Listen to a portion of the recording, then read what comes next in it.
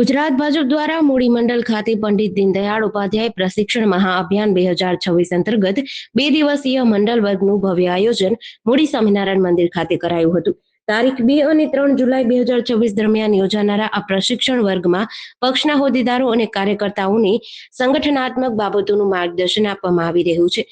પ્રથમ દિવસે રજીસ્ટ્રેશન બાદ ઉદ્ઘાટન સત્રમાં જિજ્ઞાબેન પંડ્યા દ્વારા બૂથ પ્રબંધન અંગે વિસ્તૃત માહિતી આપવામાં આવી હતી।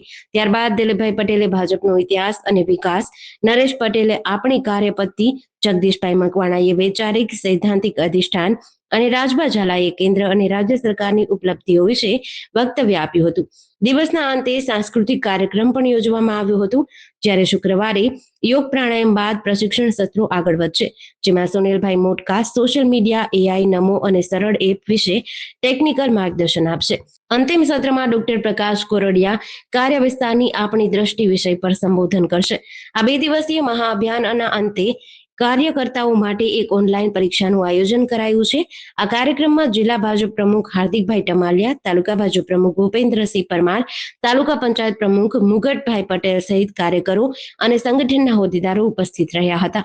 જેડીસી ન્યૂઝ સાથે જયદેવ ગોસ્વામી, મૂડી।